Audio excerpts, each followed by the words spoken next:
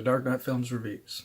I'm your host, Matt Spease, and today we're doing another ranking video, this time the top 10 Halloween films.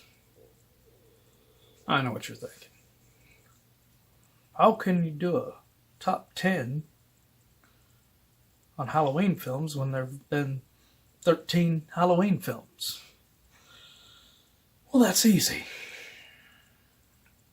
I don't consider any of the films from 2018 until now to be worthy of a ranking list.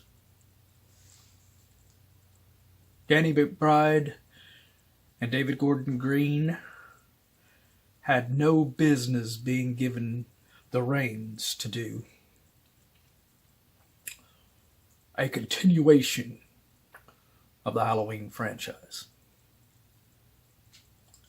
Even though it was touted and, everything as being, we're returning to the suspense and the style of the 1978, that's bullshit. That is bullshit. Danny McBride's writing and David Gordon Green's direction was no different than Rob Zombie on his Halloween films. I mean, the way they made Michael super violent, you're following him around. What is the suspense in that? You are following him around. You are seeing who he's about to kill. You're seeing him, you never see him show up and just pop up and kill somebody in that movie. You never see him stalking and looking creepy in the background and then just disappearing like he did in the original movie. See, that is where they did not understand the premise of a Halloween film and didn't understand the character. And yet they wanted to tout themselves as, we're continuing it. The only thing these idiots got good in these films was in 2018, they recreated a old-looking classic Michael mask, pretty good. But the guy under the mask, James Jude Courtney, he was basically just like a smaller version of Tyler Mane violently killing people, which is like Jason instead of Michael Myers. That's bullshit. And then you had the music, which was composed by John Carpenter and his son, which was okay. Too bad it's in a shit film series. So no, if anything, they got a dishonorable mention. Now, if you are still with me and you agree with this or disagree with this, whatever, leave your comments down below. Let me know if you think that the top 10 should not include these films, like I do. And if you like these videos and want to see more ranking videos like this and reviews, please don't forget to like, share, and subscribe. Now, let's get together with this list, starting with number 10. Halloween Resurrection from 2002.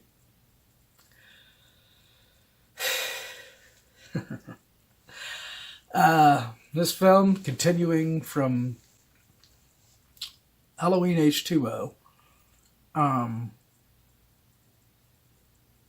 and it started where it could have been strong with the opening where Laurie's in the mental hospital and Michael comes for her to kill her. But her trap that she sets on the rooftop, it was stupid. And it was just as dumb as the rest of the movie. And how stupid she was to walk up close to him and just, hey, I'm going to commit suicide. Goodbye. I'm out of this movie now. It's lazy and it was stupid. And then the rest of the movie continued to be lazy and stupid. With this whole reality TV bullshit. Busta Rhymes, Tyra Banks. And poor Katie Sackhoff gets stuck with this, playing in this garbage movie. So yeah, that's how this one made it to the bottom of the list. Anytime you have Busta Rhymes berating Michael Myers and him turning tail and chicken shit walking away from him, and then whenever he finally does come after Busta Rhymes to try and kill him, yeah, Busta Rhymes martial arts kicking him out of a fucking window. That is not right. And that's why this is at the bottom of my list. Now, coming in at number 9, we have Halloween 2 from 2009, the direct sequel to Rob Zombie's Halloween. Now, I saw this movie in the theaters when it first came out, and it wasn't quite as bad in the theatrical cut. The whole thing of Laurie going batshit crazy was more subtle, and she didn't really lose her mind until she reads Loomis's book. Whereas the shitty-ass director's cut of this is just completely irredeemable and is a horrible mess of a movie. And no matter which version you're watching, the treatment of Dr. Loomis is horrible.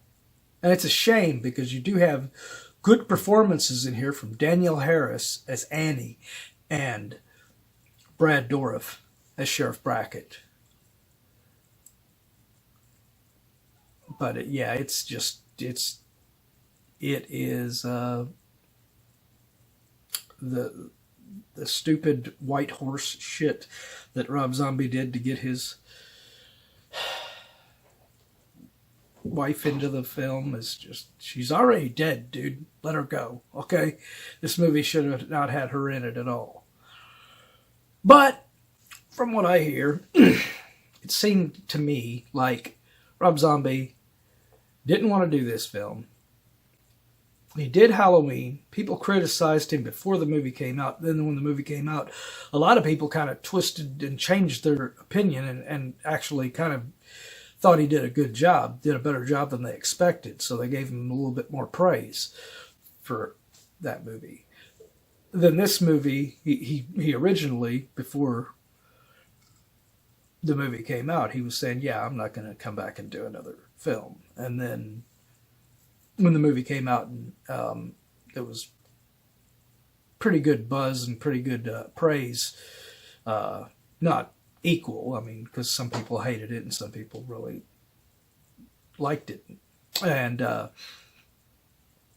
think he just said, okay, yeah, I'll do this movie, but I want total control.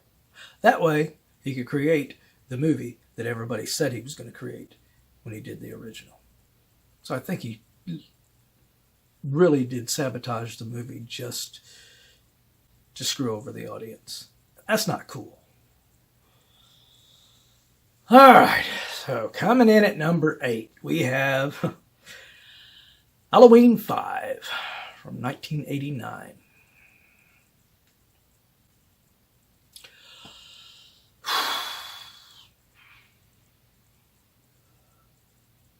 That's where we at, fellas. We got a weird, goofy girl, Tina, who happens to be friends with Rachel. Why? Why is Rachel friends with this weirdo, this goofy, childish, stupid acting girl?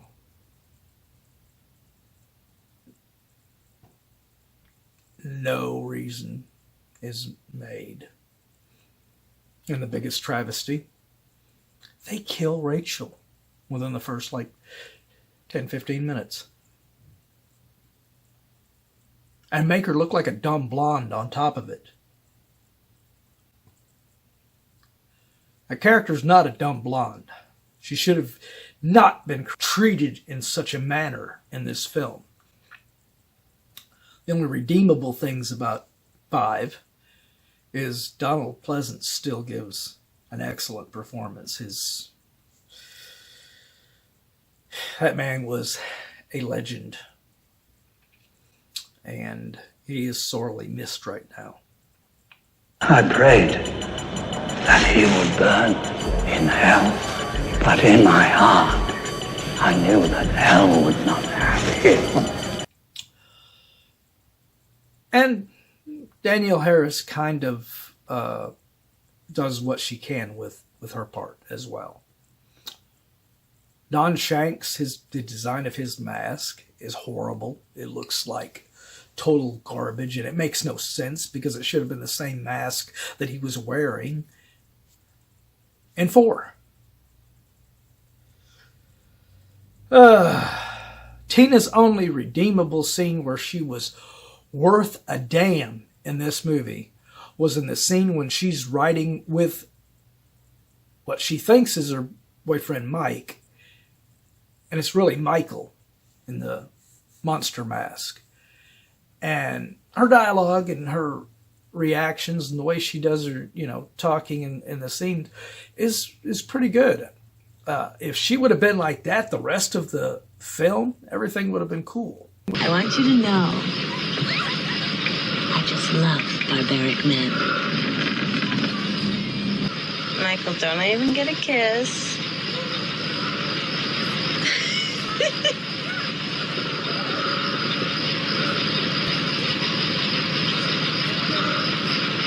Well, I can't resist your new look.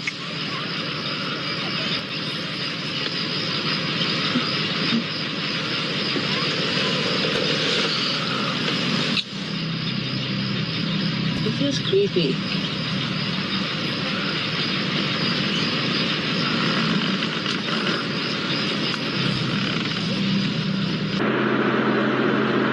Stop here, I want to pack a cigarette. I said stop the goddamn car! I want to pack a cigarette!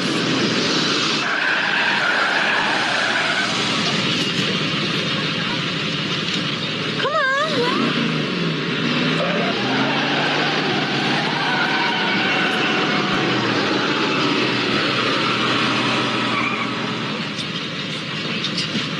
Psycho boyfriend.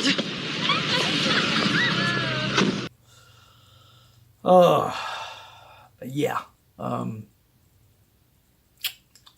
That's why this one makes the number 8 on my films. Now, coming in at number 7, we have Halloween H20, released in 1998. A lot of people praised this movie when it came out and thought it was a great return for Laurie Strode.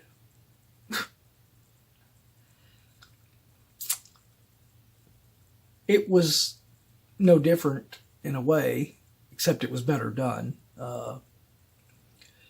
Better done movie, but it was no different than what was done in 2018 with this, where Jamie Lee Curtis, her career is dwindling. Hey, I gotta return to Halloween. This will give me some much needed fame and fortune. It's just you have a good performance by Josh Hartnett and Michelle Williams. They do their best with what they have with this film, and they're probably the best parts of this film. But then you have LL Cool J in there, who, between Deep Blue Sea and this movie, making it clear that I'm not going to let people kill me off in a movie. Probably had a thing in his contract. Nah, you can't kill me.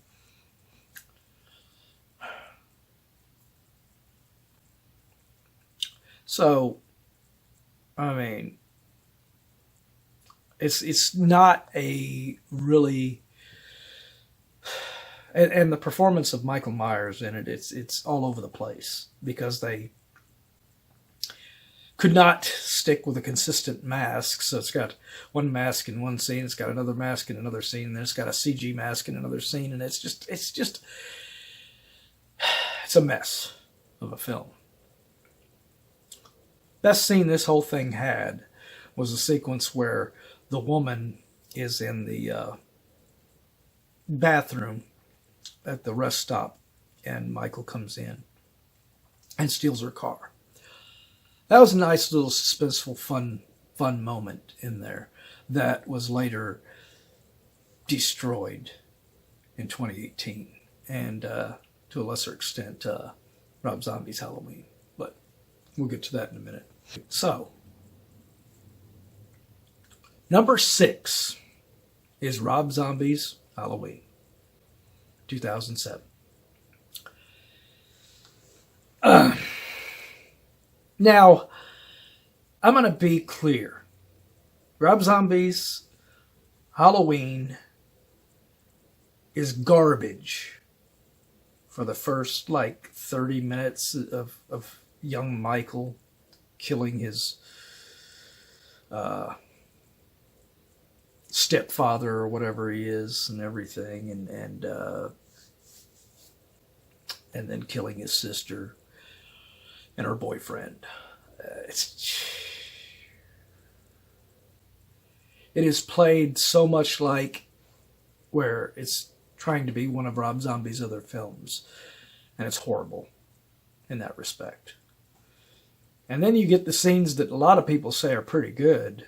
It's at the mental institution with Michael and Loomis, where Loomis's performance is great. Malcolm McDowell does an awesome job in this movie as Loomis. I liked him. I really did in the role.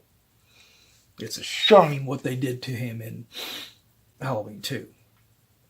But he is so likable as Loomis. It surprised me because he's usually playing total prick characters, so he really did a good job making the character likable. But then you have Dej Fark or whatever his name was, the kid, and they have him talking. I don't want to see young Michael talking. I want him to just stare silently, not talking. The whole explanation of why he he gets pissed off at Loomis and says, "I'm never talking again," and that's the next explanation to why he won't go silent for the rest of his lifetime. It's ridiculously stupid. But once he escapes and it goes into more traditional Halloween-style territory, this film is not a bad Halloween film then. Tyler Mane, even though he's far too large to be Michael Myers, I can let that slide because this is a remake. This is not a continuation of the original series, so I don't mind it that he's this huge, hulking, and he's a more brutal Michael Myers, because this is a remake. I don't care if he's more brutal in this, It's not like 2018. You're continuing something. This, it wasn't. It's its own thing. So I'm more lenient and more excusing that. And then you had great performances by Scout Taylor-Compton, Danielle Harris, and of course Brad Dourif as Sheriff Brackett. It was pretty good. You had Dee Wallace Stone as the foster mother to Lori in there, and I really think Scout Taylor-Compton's performance in this thing was better than, she was more likable and believable as a teenager than what Jamie Lee Curtis was in the original. Which is the shame that he couldn't continue that character. I would want to see that character continue forward into Halloween 2, but the way he did it, it was badly executed. And it hurts this film because of the connection to Halloween 2. So, now we are to my number 5. We are coming to the final 5.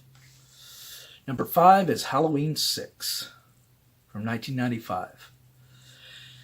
Now this film, again, had different cuts, just like Halloween 2 and Rob Zombie's Halloween.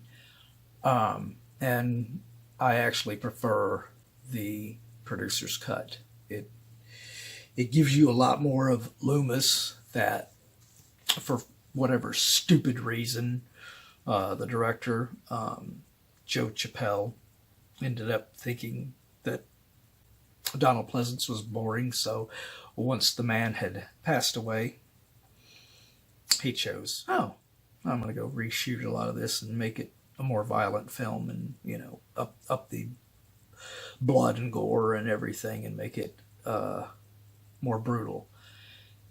And it wasn't necessary.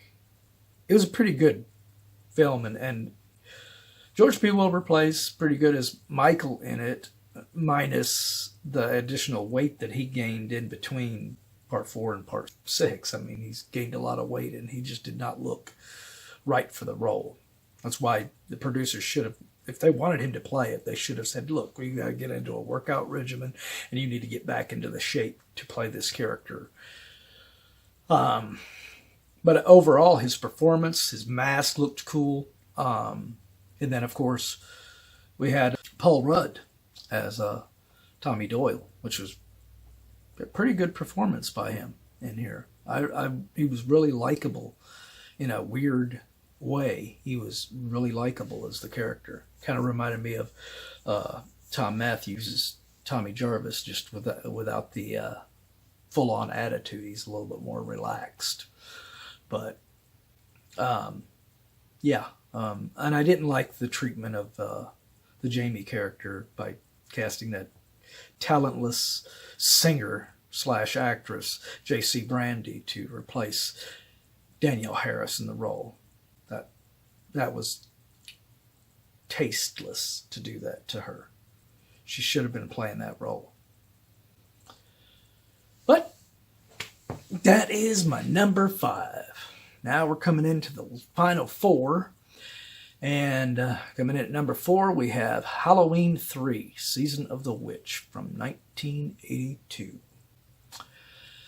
This was a film that came out and a lot of people hated it. To me,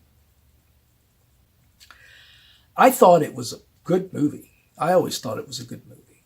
It just shouldn't have been called Halloween. It shouldn't have been, Halloween 3. It should have been maybe just Season of the Witch or something else, But the storyline is really good, and the acting, Tom Atkins, you can't top him. I mean, he's freaking awesome in there.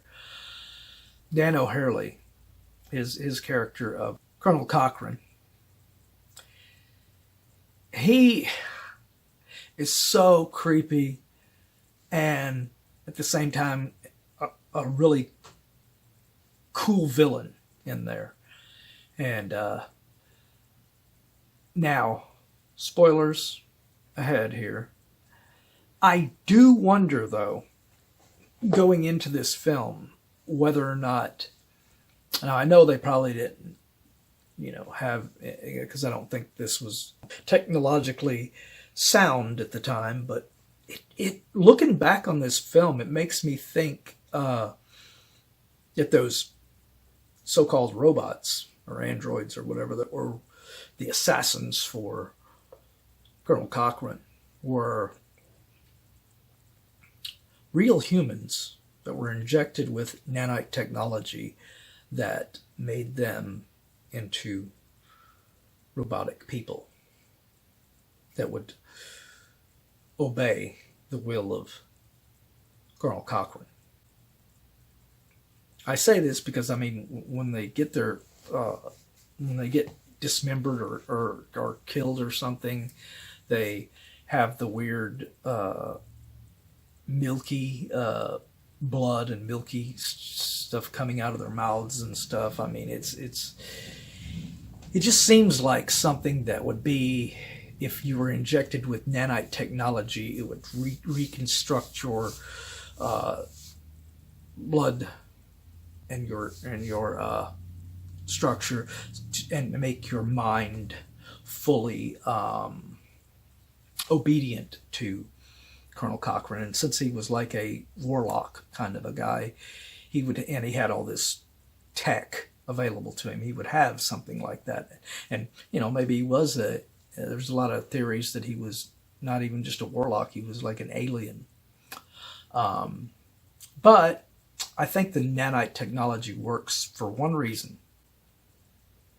I don't think he had some spare robot sitting around that looked like Ellie. Because if he did that, if he had a robot of Ellie in the first place, he would have just sent her to kill her father, instead of some assassin, pretending to be a doctor.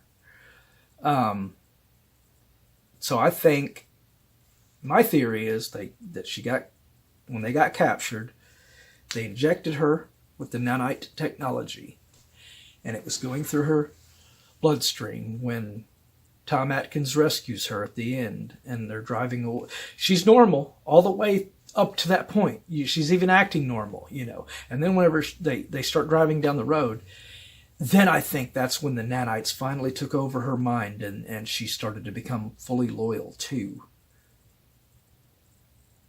Colonel Cochrane. And she immediately then tried to attack him. It makes sense with the way she acted, But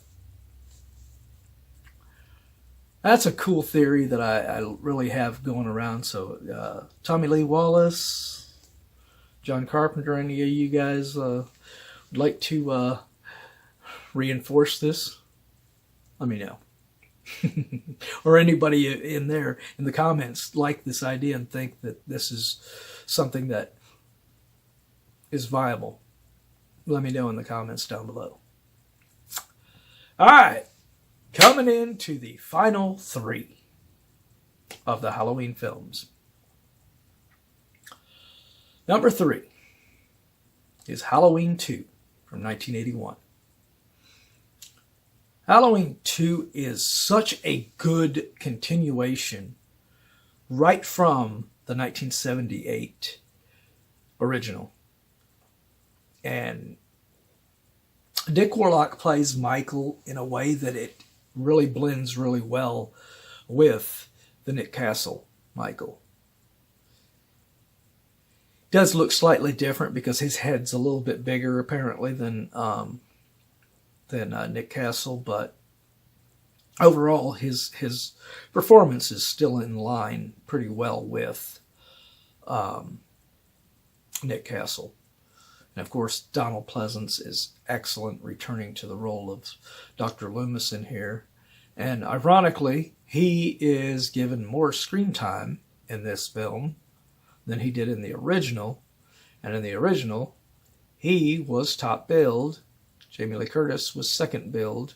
In this film, she gets top billing and has less screen time than him, and he's second billed. That don't make any sense.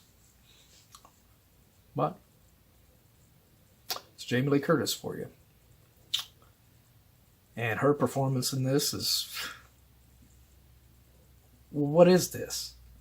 She's in a freaking hospital. She doesn't do a damn thing for the rest of the movie, all through the movie, until like the final, 20 to 15 minutes, and then she finally gets chased by Michael, and it's a good chase, but our character is basically in a almost like in a coma and just completely useless to the story, for the rest of the film up until that point. So.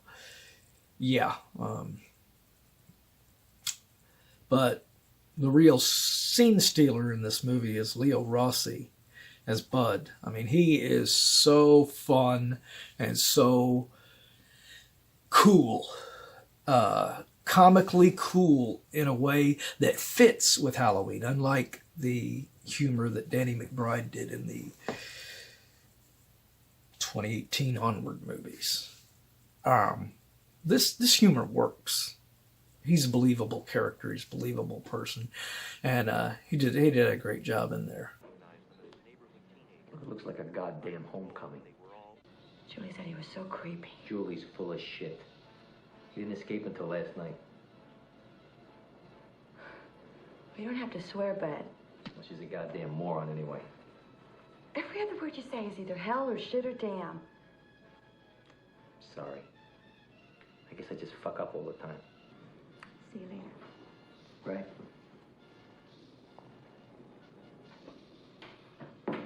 Amazing grace, come sit on my face.